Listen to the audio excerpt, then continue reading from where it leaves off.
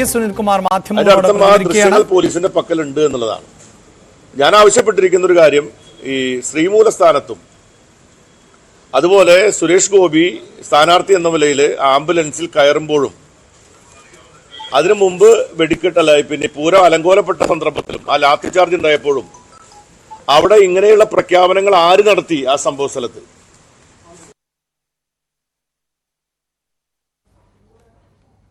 നേതാക്കന്മാരുടെ സാന്നിധ്യം ഉണ്ടായിരുന്നോ ഉൾപ്പെടെയുള്ള കാര്യങ്ങൾ അറിയണമെങ്കിൽ ആ CCTV ദൃശ്യങ്ങൾ പോലീസ് പുറത്തുവിടണം. അതിൽ പടിഞ്ഞാറൻ നടയിലൂടെ RSSന്റെയും BJPയുടെ നേതാക്കന്മാർ നടത്തിയ ജാഥ, ആ ജാഥ എന്തിനുള്ളതായിരുന്നു? അന്ന് നടന്ന ചർച്ച, 3 മണിക്ക് മുമ്പ് നടന്ന ചർച്ചയിൽ RSS BJP നേതാക്കന്മാര് ഞങ്ങളെയും പങ്കെടുപ്പിക്കണം എന്ന് പറഞ്ഞുകൊണ്ട് ആ മീറ്റിങ്ങിനകത്തേക്ക് തള്ളിക്കയറി. ആ മീറ്റിങ്ങിൽ അവരെ കടത്തി വിടാതിരിക്കുകയും തിരുവമ്പാടി ദേവസ്വത്തിന്റെ ആളുകളുമായി അന്ന് നടത്തിയ ചർച്ചയിൽ എടുത്ത തീരുമാനം എന്താണ്? ആ തീരുമാനം തിരുവമ്പാടി ദേവസ്വം മുന്നോട്ട് വെച്ച എല്ലാ ആവശ്യങ്ങളും അംഗീകരിച്ചുകൊണ്ട് തന്നെ വെടിക്കെട്ട് പുലർച്ചെ തന്നെ നടത്താൻ വേണ്ടിയുള്ള തീരുമാനമാണ് അന്ന് ജില്ലാ ഭരണകൂടവും കൊച്ചിൻ ദേവസ്വം ബോർഡ് പ്രസിഡന്റ് അടക്കമുള്ള ആളുകളുടെ സാന്നിധ്യത്തിൽ എടുത്തിരിക്കുന്നത്. ആ എടുത്ത തീരുമാനം എങ്ങനെ അട്ടിമറിക്കപ്പെട്ടു? ആ തീരുമാനത്തിന് ശേഷം തിരുവമ്പാടി ആഫീസിലേക്ക് പോയി പിന്നെ തീരുമാനം അറിയിക്കാമെന്ന് പറഞ്ഞിട്ട് എന്തുകൊണ്ടാണ് പിന്നെ തീരുമാനം അറിയിക്കാതിരുന്നത്? അങ്ങനെ തീരുമാനം അറിയിക്കാതിരിക്കുകയും പിന്നീട് പകൽ പൂരത്തോടൊപ്പം വെടിക്കെട്ട് നടത്തിയാൽ മതി എന്ന് പ്രഖ്യാപനം നടത്തിയത് സുരേഷ് ഗോപിയുടെ രംഗപ്രവേശത്തോടു കൂടിയാണ്. അപ്പൊ അദ്ദേഹത്തെ രംഗപ്രവേശം നടത്താൻ വേണ്ടി അങ്ങനെ ഒരു അവസരം ഒരുക്കി കൊടുത്ത ആരാണ്? അന്ന് ഞാൻ പല ഘട്ടങ്ങളിൽ പറഞ്ഞതാണ്, അന്നത്തെ സ്ഥാനാർത്ഥി BJP സ്ഥാനാർത്ഥിക്ക് ആംബുലൻസിൽ കയറി വരാൻ തൃശൂർ റൗണ്ടിലേക്ക് പ്രവേശിക്കണമെങ്കിൽ പോലീസ് ഉദ്യോഗസ്ഥന്മാരുടെ അനുമതി ഇല്ലാതെ ഒരു കാരണവശാലും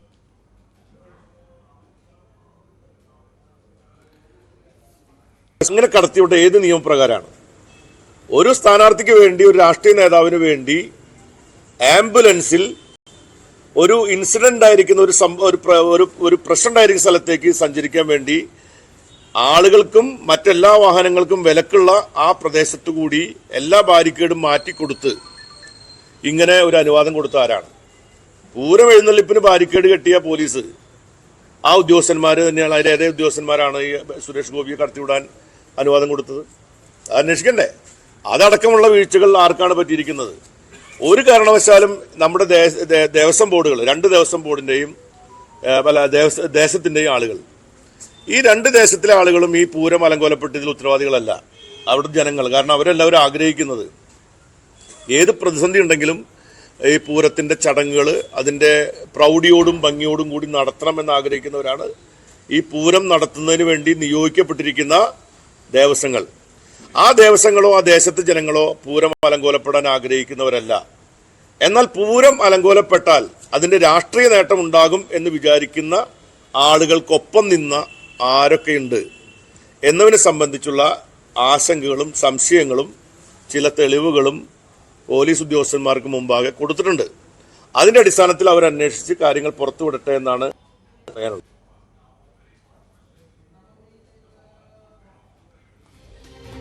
പൂരം കലക്കലുമായി ബന്ധപ്പെട്ട അടിസ്ഥാനത്തിൽ അന്വേഷണം നടത്തുന്ന ഉദ്യോഗസ്ഥന്മാര് വീണ്ടും എന്റെ അടിയിൽ വരികയാണെങ്കിൽ ഈ പറഞ്ഞ കാര്യങ്ങളുമായി ബന്ധപ്പെട്ടുകൊണ്ട് ഞാൻ ഉന്നയിച്ച സംശയങ്ങൾ അവരാണ് വ്യക്തത വരുത്തേണ്ടത്. അപ്പൊ അവർക്ക് എന്തെങ്കിലും വ്യക്തത വരുത്താനുണ്ടെങ്കിൽ വീണ്ടും എന്നോട് ചോദിച്ചാൽ ആ കാര്യങ്ങൾക്കുള്ള മറുപടി ഞാൻ കൊടുക്കുന്നതാണ്. ഞാൻ ദേവസ്വം എന്ന പേരിൽ കുറ്റം എന്ന് പറയാൻ നമുക്ക് കഴിയില്ല. കാരണം ദേവസ്വത്തെ കുറ്റപ്പെടുന്നതല്ല ശരി, ആ ദേശക്കാരെയും കുറ്റപ്പെടുത്താൻ കഴിയില്ല. അതിനകത്ത് ഉത്തരവാദിത്തപ്പെട്ട ഏതെങ്കിലും ആളുകൾക്ക് പൂരം പിന്നെ മേളം നിർത്തിവെക്കാൻ ആരാണ് പറഞ്ഞത്? ഏതെങ്കിലും ഒരാൾ പറയാതെ മേളം നിർത്തില്ലല്ലോ. ഈ ലൈറ്റ് ഓഫ് ചെയ്യണമെന്ന് പറയണമെങ്കിൽ ആരെങ്കിലും പറയാതെ വെറുതെ ലൈറ്റ് ഓഫ് ആവുമോ? ഞങ്ങൾ ആനകളെ മുഴുവനും മാറ്റി ഒരൊറ്റ ആനപ്പുറത്ത് മാത്രം പോയാൽ മതിയും തീരുമാനിക്കുന്ന ആരാണ്? അത് ആരാ പറഞ്ഞിരിക്കുന്ന ആരാ? അത് ഏത് തീരുമാനപ്രകാരമാണ്? അതുപോലെ വെടിക്കെട്ട് ഞങ്ങൾ നടത്തുന്നില്ല എന്ന് പ്രഖ്യാപിച്ച് ആരുടെ തീരുമാനപ്രകാരമാണ്? ആരാണ് പ്രഖ്യാപിച്ചത്? നമ്മൾ ശുഭപ്രതീക്ഷയിലുകൊണ്ടാണല്ലോ അന്വേഷണത്തിന് പിന്നെ അവർ മുമ്പാകെ വന്നിരിക്കുന്നത്. നമ്മൾ സർക്കാർ അന്വേഷിച്ച് കാര്യങ്ങൾ കണ്ടുപിടിക്കും എന്ന നിലയിലാണ്. ഇപ്പോൾ ഞാൻ ഒരു കാര്യം വ്യക്തമാക്കാനുള്ളത്, ഇനി നടക്കാനിരിക്കുന്ന പൂരങ്ങൾക്ക് ഇത് എഫക്ട് ചെയ്യാൻ പാടില്ല എന്ന ഉറച്ചു വിശ്വസിക്കുന്ന ഒരാളാണ് ഞാൻ. ഇനിയുള്ള ഇത്തരം വിവാദങ്ങളും ഇത്തരത്തിലുള്ള വലിയ പിന്നെ പരസ്പരമുള്ള ചില ആരോപണങ്ങളൊന്നും ഇനി നടക്കാൻ പോകുന്ന പൂരത്തിന് ഒരു സൗഹാർദ്ദ അന്തരീക്ഷത്തിന് കളങ്കുണ്ടാക്കാൻ പാടില്ല. ആ ഒരു കാര്യം ഉള്ളതുകൊണ്ടാണ് ഞാൻ ഇത്രയും കാര്യം പറയുന്നത്. മാത്രമല്ല തൃശ്ശൂർ പൂരം പോലുള്ള പൂരം രാഷ്ട്രീയമായിട്ട് ഉപയോഗപ്പെടുത്താനുള്ളതല്ല. ഇപ്പൊ വീണ്ടും പ്രതിസന്ധിയിൽ വന്നിരിക്കുകയാണ്. ഇപ്പൊ ആനകൾ എഴുന്നള്ളിക്കുന്നതിന് എതിരായിട്ടുള്ള ഹൈക്കോടതി വിധി വന്നിരിക്കുന്നു. അതിനു മുമ്പ് വെടിക്കെട്ടുമായി ബന്ധപ്പെട്ട വിഷയത്തിൽ കേന്ദ്ര ഗവൺമെന്റ് ഒരു നിയമം കൊണ്ടുവന്നിരിക്കുന്നു.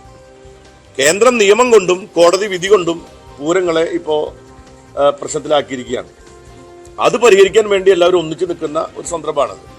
അപ്പോൾ തൃശ്ശൂർ നമ്മുടെ ആനകൾ എഴുന്നള്ളിക്കുന്ന കാര്യത്തിൽ പിന്നെ തിരുവമ്പാടി പാറമേക്കാവ് ദേവസ്വം ഉൾപ്പെടെ ദേവസ്വങ്ങൾ എടുക്കുന്ന നിലപാടുകളോട് പൂർണ്ണമായിട്ടും ഞങ്ങൾ യോജിക്കുകയും അതിനോടൊപ്പം നിൽക്കുകയും ചെയ്തുകൊണ്ടിരിക്കുകയാണ്. പക്ഷെ വെടിക്കെട്ടിന്റെ കാര്യത്തിൽ ഇവിടെ സംശയമുള്ള കാര്യം എന്താണെന്ന് വെച്ചാൽ തൃശ്ശൂർ പൂരം ഉൾപ്പെടെയുള്ള വെടിക്കെട്ടിന്റെ കാര്യത്തിൽ ഈ നിയമം വരുന്നതിന് 2 മാസം മുമ്പാണ് കേന്ദ്രമന്ത്രി തൃശ്ശൂരിൽ ഒരു ഉന്നതതല യോഗം വിളിച്ചു. പെസോന്റെ ഏറ്റവും ഉയർന്ന ഉദ്യോഗസ്ഥന്മാർ പങ്കെടുത്ത യോഗമാണ്. അത് കഴിഞ്ഞിട്ട് പാലക്കാട് അതിന്റെ പിറ്റേ ദിവസം വീണ്ടും ഒരു യോഗം അദ്ദേഹം വിളിച്ചു കൂട്ടി. ഈ യോഗങ്ങളിലെല്ലാം എടുത്ത തീരുമാനം എന്തായിരുന്നു? ഈ ദേവസ്വം ബോർഡുകളെല്ലാം പറഞ്ഞത് തൃശ്ശൂർ പൂരം ഉൾപ്പെടെയുള്ള പൂരങ്ങൾക്ക് ഇപ്പൊ പെസോ ഏർപ്പെടുത്തിയിരിക്കുന്ന നിയന്ത്രണങ്ങൾ അതിൽ വെട്ടിക്കുറവ് വരുത്തിക്കൊണ്ടുള്ള ചട്ടമായിരിക്കണം വരേണ്ടത്. അത് കൊണ്ടുവരും എന്ന് പറഞ്ഞുകൊണ്ടാണ് അദ്ദേഹം ആ മീറ്റിംഗ് നടത്തിയത്. സംഭവിച്ചെന്താണ്? മീറ്റിംഗ് കഴിഞ്ഞ് 2 മാസം കഴിഞ്ഞതിന് ശേഷം അദ്ദേഹം തന്നെ പിന്നെ അംഗമായിരിക്കുന്ന അല്ലെങ്കിൽ അദ്ദേഹത്തിനും കൂടി ബന്ധമുള്ള കേന്ദ്ര ഗവൺമെന്റിന്റെ ക്യാബിനറ്റ് എടുത്ത തീരുമാനം എന്താ? ഇപ്പോഴുള്ള അവസരം പോലും നിയന്ത്രണം പോലത്തിനേക്കാൾ അപ്പുറത്തുള്ള നിയന്ത്രണം കൊണ്ടുവന്ന് തൃശ്ശൂർ പൂരം ഉൾപ്പെടെയുള്ള എല്ലാ പൂരങ്ങളുടെയും വെടിക്കെട്ടുകൾ നടത്താൻ കഴിയാത്ത സാഹചര്യം ഇപ്പോൾ സൃഷ്ടിക്കപ്പെട്ടിരിക്കുകയാണ്.